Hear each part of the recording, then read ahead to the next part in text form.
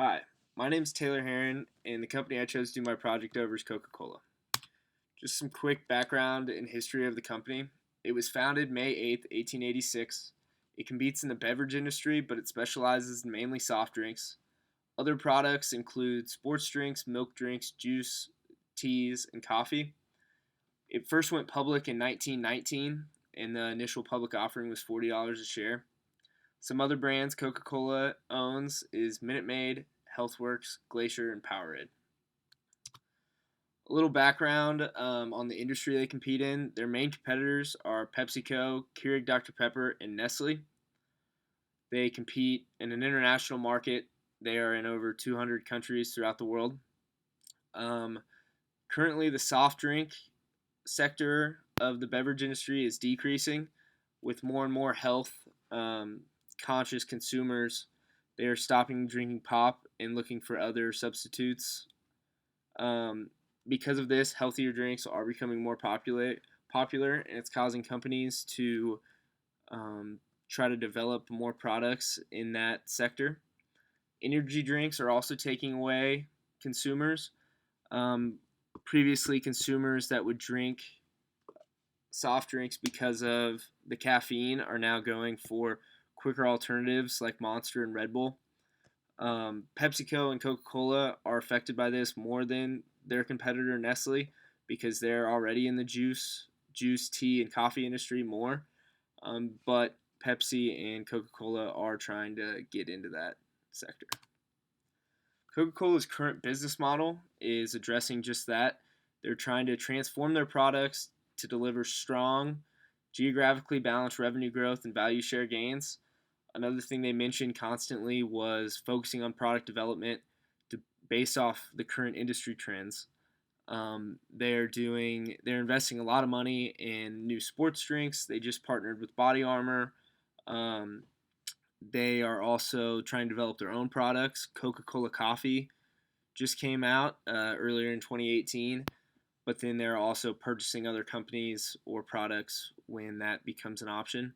Another thing with their business model is the Coca-Cola system. This is what they consider their distribution system. They own some of their distributors and bottling factories, but some they go through third parties, but they still invest in them to make sure they have a fast and efficient process. Um, like I mentioned before, they do invest in new brands in different sectors of the beverage industry. Companies they've purchased are Fuse Tea, Smart Water, Body Armor. They didn't purchase, but they have partnered with in developing new products. And then Costa Limited is a coffee company that they currently purchased. The first valuation I did was the comparables valuation. The three competitors I looked at were PepsiCo, Keurig Dr. Pepper, and Nestle. Um, I looked at the three drivers I looked at were sales, earnings, and book value.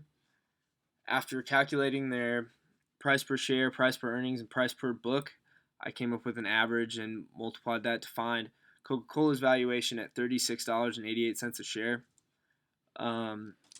That is lower than the current market valuation, but I don't really like this valuation. It's not as accurate because it's not based off Coca-Cola's data, it's based off their competitors.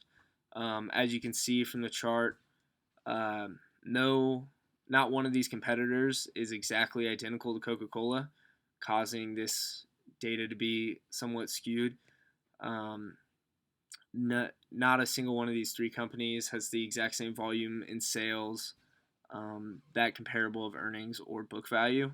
So this valuation I don't consider to be a valuable one. The next valuation I did was discounted cash flows, where I took the cash flows from operating and then subtracted out the cash flows from investing and then forecasted into the future 5 years. I used a growth rate of 6%. Coca-Cola's growth has been very inconsistent, where they'll grow a lot one year and then decrease the next year. So I went with a 6% just because it was kind of averaged out over the past couple of years. My long-term growth rate was 3%. Coca-Cola has been around for a long time, and I don't see the soft drink Soft drinks being as their main product, I don't see them experiencing that much more growth in the future. So I use 3% for that. And then after discounting back to the present value, I found the valuation to be $31.55 a share, also lower than the current market value of Coca-Cola. This model I do consider to be more accurate than my comparables, but maybe still not the best model because cash flows is not the best driver for a valuation method. The next method I did was the residual earnings one, where I looked at the earnings per share and dividends per share, did the same thing as the last valuation model, and forecasted out using a 6% growth rate and a 3% long-term growth rate. This valuation came back even lower than the previous two at $21.44 a share.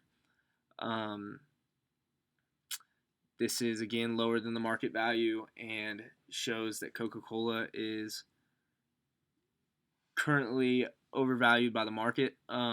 This is the best valuation model out of the three because earnings is a much better driver than competitors or cash flows.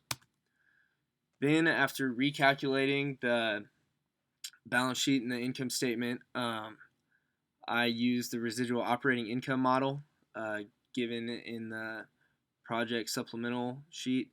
And after going through Coca-Cola's financials and forecasting out the value per share, came back $19.81. I do find this one to be the most accurate. It's very similar to the residual earnings model in valuation, and still is finding Coca-Cola to be overvalued. Because of this, the recommendation I give is to sell Coca-Cola. My most accurate valuation is $19.81, and Coca-Cola's current market value is $54.17. I believe it's overvalued. The market's really high right now, and I do predict that it'll end up decreasing. Maybe not all the way down to $19, but it's definitely overvalued right now, and I would not recommend to invest. Let me know what your questions are, and I will get back to you when I can. Thanks.